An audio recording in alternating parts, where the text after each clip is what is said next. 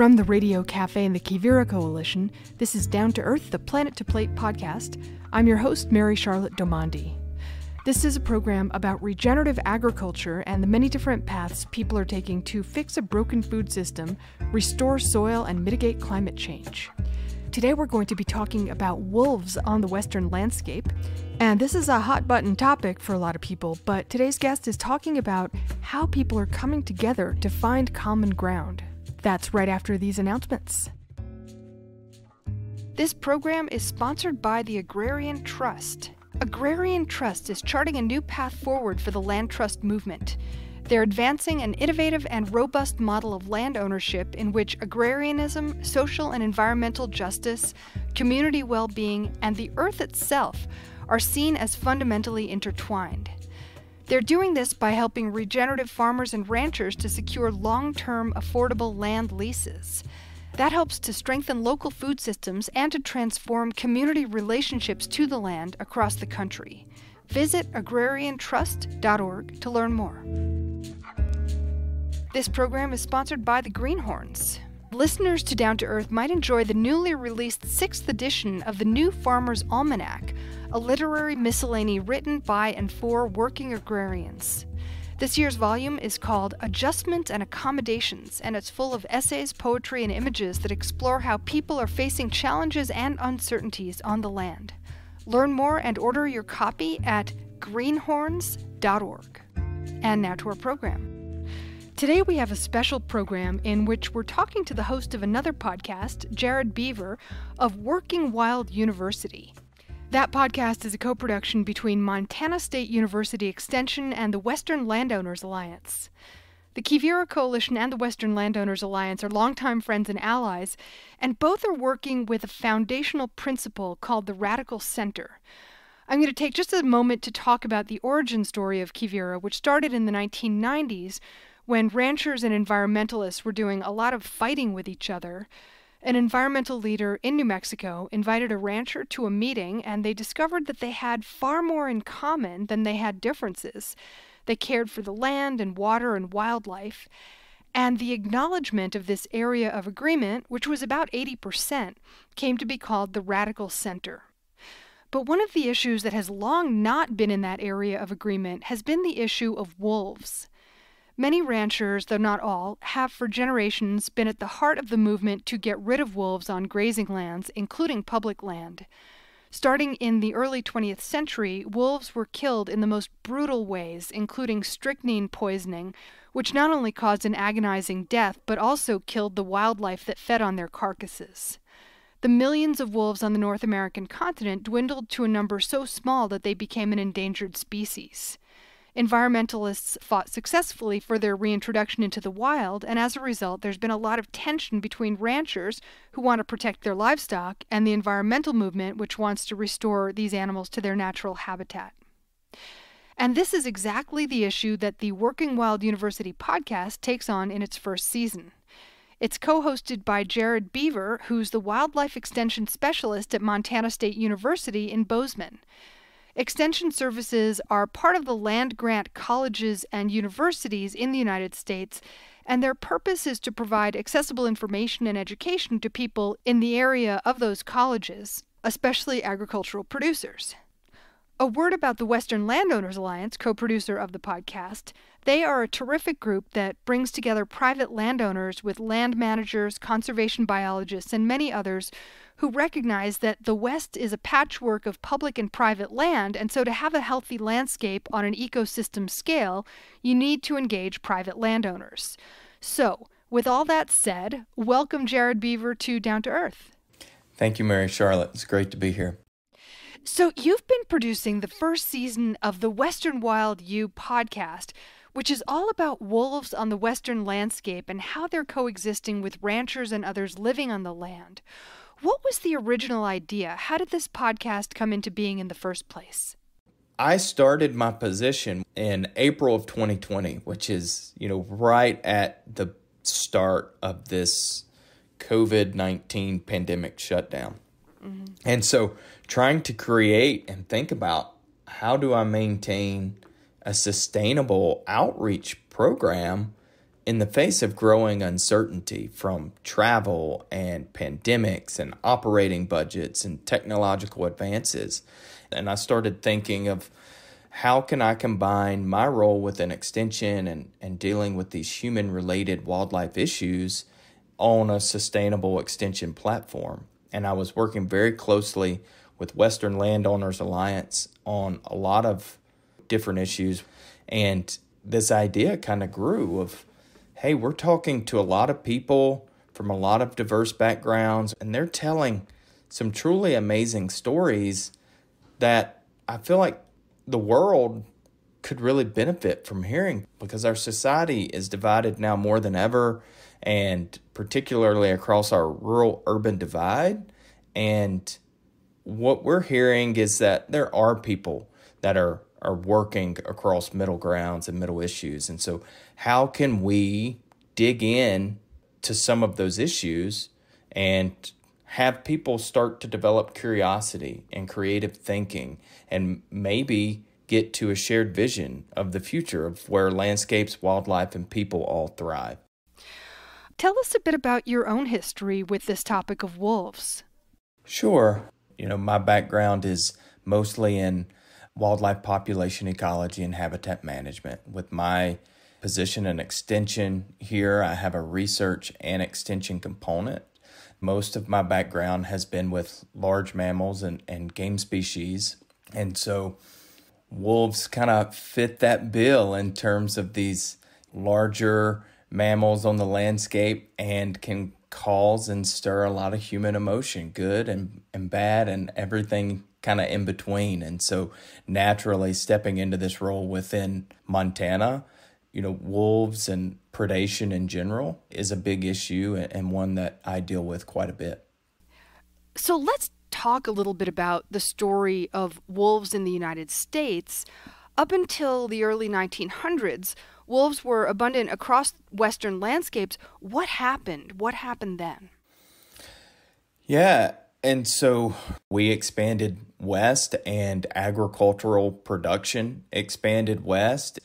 There was this framework that the fewer predators on the landscape, the more efficient and effective livestock and agricultural production could be. And so what really started as what is now the U.S. Fish and Wildlife Service, a branch of that, began to remove predators from the landscape on a pretty wide spread. And so you had this kind of federal push to remove the predators so that it was more cost effective in terms of raising livestock and agricultural production in the U.S. as a time as we were expanding across the landscape. I mean, one of the roots of a lot of the problems that are still with us in the American West is the Homestead Act of 1862, and that gave people 160 acres of public land, federal land, that they had to live on and farm. That was the deal. And this resulted, of course, in the removal and displacement and death of innumerable Native people. And there were real issues with land use caused by this policy, which wasn't necessarily really designed to work in Western landscapes. Tell us about that. When we really start to look at it in terms of 160 acres in these areas of really diverse landscapes and with these huge climatic swings, it's really tough to sustain oneself on simply 160 acres. The West is a little bit of a different landscape, and so climatically, harsher weather makes it really difficult. And from a livestock standpoint, you just need more acres in order to get that production. There's less rain, there's going to be harsher winters, there's shorter growing seasons, and so that 160 acres, we quickly learned, just wasn't quite big enough from a sustainable production standpoint. One of the historical moments you talk about in the podcast is that at a certain moment, people figured out that if you fenced off land, you'd save more of your livestock from predators. Yes, that makes sense. But if you fenced off land and removed predators entirely, like wolves, you'd save livestock and you'd save labor costs. You didn't need to have as many people riding and looking after the livestock. How much of the movement to kill wolves during this big wolf extirpation, how much of that was about money, about the economics of ranching?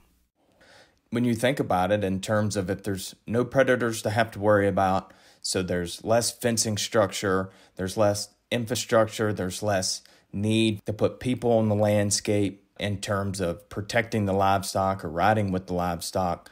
Those are huge economic drivers, and those are huge costs within an operation. And depending on the scale of that operation, to not have to worry about fencing or excluding animals out of certain grazing allotments, it certainly was one of the primary components to it, is that it was just a lot more efficient to raise livestock and maintain a profitable operation if you didn't have to worry about predators and excluding animals and fencing and putting more people and workers on the landscape. There's a cultural piece too. I mean, there was a real fear and loathing of wolves that ran pretty deep and still does.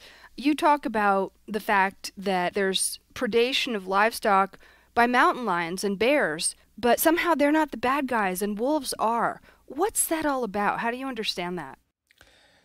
Yeah, there's one of the things we say is that wolves create a lot of emotion, and there's different sides to that coin. Wolves can evoke a symbol of wildness and almost a mystical sense in some, and to others, it's kind of ingrained in from fairy tales that we hear about growing up, like Little Red Riding Hood, to references within the Bible, which we mention in the podcast, is that you've got this symbol of wildness on one side and this symbol of evil on the other. So let's talk about sort of getting up to the current day. I mean, in 1995, wolves were introduced into Yellowstone National Park, but of course wolves don't stay within park boundaries. And so then you had a situation where wolves were on public land, they were on private land, they were on ranch lands. How did you see different ranchers reacting when they started seeing wolves setting up dens on their ranches? Yeah, it's pretty much the whole suite.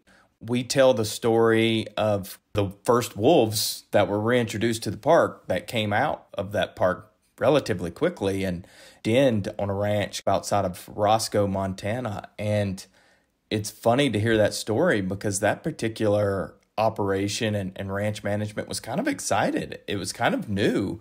They kind of wanted to see what was going to happen there, but yet their neighbors didn't all feel kind of the same. Yeah, it's interesting. There really is, even among ranchers, quite a variety of opinions and feelings about wolves.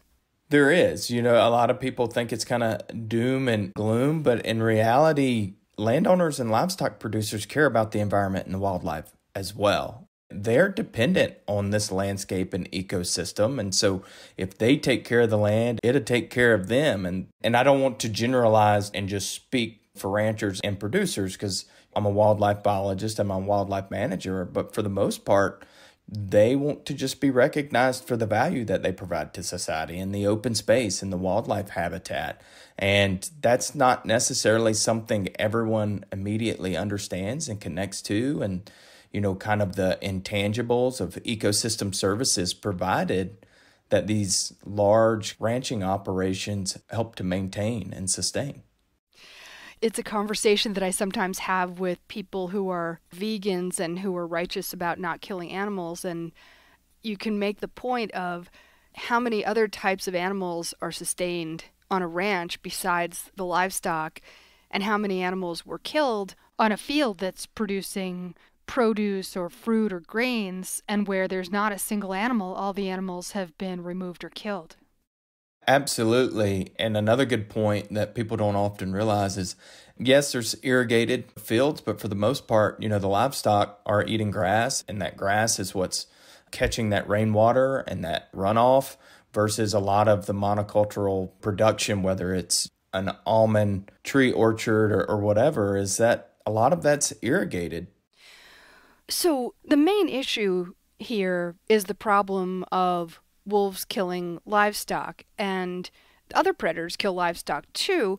How common is this among the people that you have been talking to? Is it rare? Is it an everyday thing? Is it, as much a fear as a reality? I mean, what are you seeing on the ground? One of the things I learned early on as a biologist is that the best answer to the question is it depends, and it really does. This is not an issue that is equally absorbed by people across the landscape. Wolves pose almost no human threat, but when you get into these working landscapes, particularly on a matrix amongst state and federally protected lands or national park systems where these reintroduction efforts are occurring, and you have thriving predator and prey bases, which Montana, Idaho, Wyoming, these areas here, they have some of the largest assemblages of ungulates and large predators on the landscape in the entire northern hemisphere. And so you still have these wild, open spaces with these private ranching operations kind of serving as the connectedness that maintain that permeability that allow wildlife to traverse the landscape. And in those areas, it is pretty common. But on the grand scheme of agricultural production in the entire U.S., only a handful of states are really dealing with it. And so from a large standpoint, when you step back, it's a small percentage. But in the areas where they are dealing with it, it can be what makes or breaks. So when you say make or break, tell us more. Are you saying that wolves killing livestock are literally making or breaking a ranch operation, or what does that look like? Yeah. So, from an operational standpoint, some of it could just be having to compete with other ranching operations that don't have to deal with some of these wildlife issues, such as predation by wolves or bears or other large predators. And so people, when they're picking up their meat in the store, don't really know, did that come from a feedlot operation or something that was open range within this diverse landscape that's having to deal with some of these issues, and they're competing at the same price when it comes down to selling that at the market. And so every producer we talk to, it's not like they're just wringing their hands and saying that this is the cost of doing business. What we heard and what we see is that these people care about their husbandry practices and their livestock. They don't want to lose a single one. These people really take pride in their work. So they're starting to have to proactively try and mitigate these issues when they share the landscape with some of these larger predators. And so, what does that look like? Is it fencing, or is it range riding, or is it turbofladry, or is it a carcass management type of situation? And all of that takes bandwidth or additional personnel or infrastructure. Yes, there's compensation. Oftentimes it's the direct cost for the loss of a particular individual. It doesn't offset the cost and time that went into filing that claim or the potential generations of genetics that were bred within that individual or production it could have had in the future. But there's also not really durable and sustained funding for some of those mitigation practices. They just don't have it right now. And so all of that is different things that have to be added to the plate within these operations rather than focusing on what really makes the operation profitable. In different landscapes, it's very difficult when you have more of an open range or a summer range setting to timely identify when a depredation event has occurred and get that claim filed before the area is scavenged on and it becomes impossible to really determine what happened to that animal. And so there's a lot of nuance that a lot of people just aren't that exposed to when we start thinking about kind of the rural-urban audiences, which is really what we geared this podcast towards, is both audience bases. We're talking to Jared Beaver, and we're going to take a quick break for a couple of announcements. The Colorado Coalition to Enhance Working Lands Annual Summit is taking place on March 23rd in Denver, Colorado, co-hosted by Colorado State University's Soil Carbon Solutions Center. This will be a free day-long event where folks can continue sharing, building, and strengthening our networks, practices, and communication. You can register at the website cocewl.org. Join Quivira Coalition and Reunity Resources in Ocate, New Mexico to learn how to build a no-turn aerated static pile compost system. Divert manure, food, and green waste from the landfill and transform it into a valuable soil amendment. More information at quiviracoalition.org/events. And as always, Quivira, Quivira. And now back to our program. One thing I learned listening to your podcast is that the profit margins for ranching have gone down quite a lot. There was a day in which the carcasses of animals would be delivered to the market and there would be a butcher who processed the animal for customers, and it was a very local kind of thing. Now it's such a different procedure, much less personal, much more about mega corporations, and the ranchers are kind of getting squeezed out. It is. There's a lot of dollars being saved in that, and Cole Mannix with the Old Salt Co-op speaks to this very eloquently in the podcast. And, they have this initiative, Meat with Integrity, that tries to tell some of that nuance in terms of how that animal went from birth to market is a very different story. And how do you capture some of that, particularly as the society becomes a little bit more interested in where that meat is coming from and how it was raised or processed. There's this growing interest in wanting to have that understanding and relationship in terms of what you're consuming and feeding your family and how that was raised and where it came from. One of the things that we've talked about many times on this program is holistic land management, rotational grazing, and the whole practice, which is kind of a biomimicry in which cattle are bunched closer together as bison stayed close together on the prairie precisely to protect against predators, including wolves. Does that help against wolf depredation here in the West?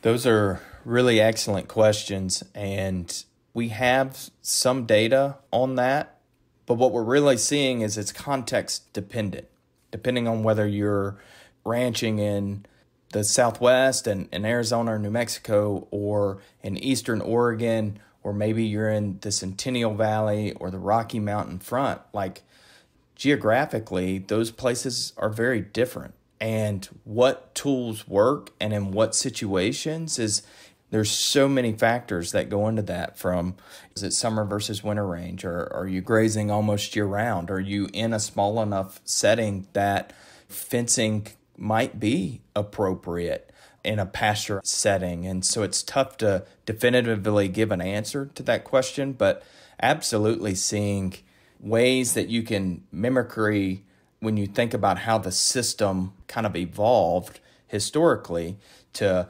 groups of animals moving across the landscape, it would make a lot of sense. And anytime that you can have more eyes on the acre and a tighter group of individuals, that can help aid in that in terms of mitigating those conflicts.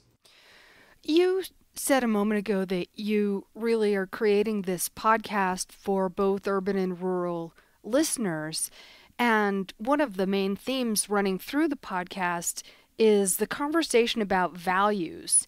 How would you characterize the different people and values around the issue of wolf reintroduction and the presence of wolves on the landscapes? What are those different values you're talking about?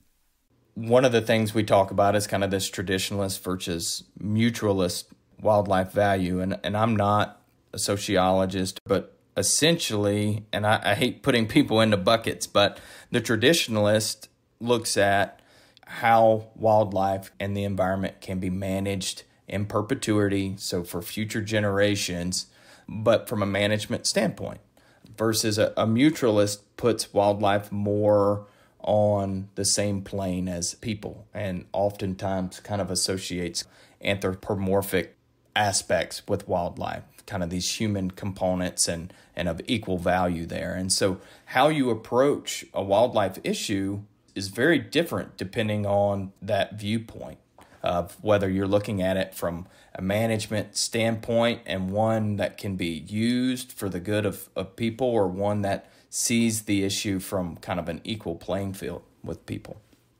So you're making the distinction between the traditionalist versus the mutualist, which is also sometimes called conservation versus preservation. The conservation idea thinks of the landscape in terms of stewardship of natural resources for people, while the preservation idea is more about seeing the inherent worth of all living beings, as you said, putting them on the same plane, and it's really about protecting nature from people. So preservationists want wolves on the landscape, and a lot of conservationists are okay with wolves as long as there's management and their livestock are protected. But then there's another group, and those are the people who want to get rid of wolves altogether, and it's not about management. It's the same attitude that had those millions of wolves killed 100+ years ago. Yeah, I mean, there's certainly that opinion and that kind of mind frame. And, wolves were extirpated from the United States in the early 1900s. And so the landscape has changed. There's more people on it. Climatically, things are changing. And so we just don't have a shared vision of what the future really looks like for wolves on the landscape. On one side, you have people that would love to see wolves back over their entire historic range, which that went from Mexico to Canada and almost all the lower 48 states, and then Alaska. And then you have those that would love to see wolves not on the landscape. And we're trying to approach it somewhere in the middle, in the nuance of that, and try and find some of that common ground, is that there's really room for both. So what is that common ground? What does that common ground look like? Like, how do you envision a kind of coming together with common values in that middle space? Yeah, I think that's kind of the million-dollar question. Wolves are controversial, but what we really see is if we can get a mutual understanding of other people's perspectives, is what we really see is that everybody cares about wildlife. Our producers love wildlife too. Interacting with wildlife is a part of their culture. It's why they do what they do. They love being close to nature. And while wolves may be a little harder to love, most of the producers we spoke to accept their return, particularly when it's accompanied by reasonable wildlife management that they have a chance and voice to help shape. So a lot of it really stems, I think, for us to get to a shared vision is how do we come to a mutual understanding of each other's perspectives? And that seems to be really tough as, society seems ever more divided. And so we're hoping that coming at things from the intersection of working lands and wildlife management and taking people into place, and that's what our podcast is, this immersive style podcast. So whether it's like a producer's operation or Yellowstone National Park or the legislature sessions, which we have clips from all of that, is that maybe we can create a little bit of this shared understanding. I was listening to a debate the other day on an entirely different topic that had to do with gun rights and gun safety and stuff like that. And the most moving moment in this conversation was when one person said to the other, "You actually listened to what I said. I thank you so much for that. Most people don't even listen." And it seemed like that's really part of what's going on in what you're doing. And I wondered if have you seen moments like that where a group or a person really felt listened to and it kind of changed the vibe of the situation and the ability to find that common ground? I think we are. In the wildlife world, we're seeing a lot of groups coming together once they kind of see that they share some common ground. For wildlife and that includes wolves, to be able to stay on the landscape, we need open, connected spaces. There is no protected area within the United States that can singularly maintain biodiversity for wildlife. Our private working lands, private land holdings account for 2/3 of the United States. And so we need those rural working lands that serve as this connectedness between our state and federal protected areas that wildlife traverse, that wildlife depend on, and the habitat they need. It needs to stay that, working, productive landscapes. Because if we lose the habitat, we lose the farms and ranches, no one wins. And so we're starting to see NGOs and state agencies and private landowners and landowner-led groups all coming together around these common themes. Part of what led to this whole effort was working with Western Landowners Alliance around this conflict reduction consortium. And it consists of 40 diverse stakeholders across the West. That's a lot. That's a lot of different stakeholders invested in the same issue with a lot of different values and opinions, but all coming together under this shared struggle and success of working alongside wolves. When you talk about these 40 stakeholders, what are some examples of the kind of folks or groups you mean? Yeah, so within that conflict reduction consortium, you have groups like the Madison Valley Ranchlands Group, and you have state and federal agencies. You have defenders of wildlife and representatives from other groups like that. There's researchers, there's biologists, there's environmental groups, there's producers, there's producer-led groups. And so it's really cool to see, and they understand the dependency that wildlife have on a lot of these working landscapes, and that if we lose a lot of those operations, it's generally the land usage shifts to something not as friendly for wildlife. Like subdivisions. Absolutely. And when you think about working with one or two landowners across several thousand acres on an open, connected landscape versus, as you mentioned, subdivisions and fencing and HOAs, and, now you have a lot of voices and a lot of this broken connectedness that's not there anymore. I think it's important to talk about why there has been wolf reintroduction in the first place. It's not only because wolves are a mammal that belongs on this landscape and has a right to live. It's because also top carnivores like wolves have an effect on the landscape. I mean, they're a keystone species, and they really do have a role to play in creating and maintaining a healthy ecosystem. Talk about that. One of my favorite quotes by Aldo Leopold, kind of the father of wildlife ecology, wildlife management, is to keep every cog in wheel is the first thought to intelligent tinkering. And wolves absolutely have their place within the landscape. They're a keystone species in the landscape. They help control wildlife populations as well. Overbrowsing, overgrazing, those are huge issues. But having those individuals on the landscape have a lot of positive influence on the environment and certainly have their place and role. And again, as humans, it's our role to do whatever we can in terms of maintaining healthy, sustainable ecosystems. And it's a wildlife species. That's a public trust species.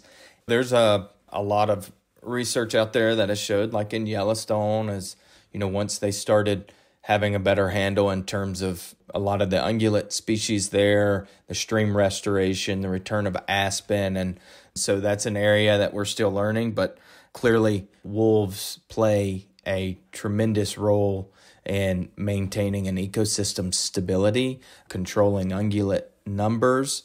It's a fun topic. Well, one thing that's happening that I think is interesting is that there's an economy that's arisen around wolf watching. It's a kind of like an ecotourism model that includes, recreation and photography and sitting very still at dawn and watching the wolves and seeing what's happening. What does that look like, and how does it fit into the whole big picture that we've been talking about?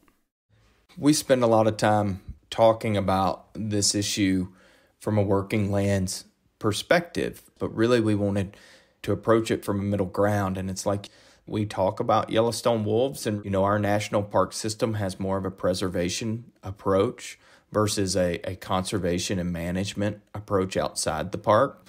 And then what happens when those collide, and we talk about the pressure that wildlife issues such as predation can do on working landowners and how those stressors can shrink the bottom line and the danger that poses. But the same can be said for these kind of gateway communities around some of these federally protected areas where people come from not just all over the U.S., people come from all over the world to see wolves in Yellowstone. It's the best place to see wolves. They're visible. People are drawn to it. And that provides a lot of dollars to these gateway communities in terms of tourist and wildlife watching related costs and expenditures. And that's important too. One thing that happens when wolves are too near people, it's very important to keep wolves and people separate and not develop close relationships, because when wolves lose their fear, that can get into all kinds of messes.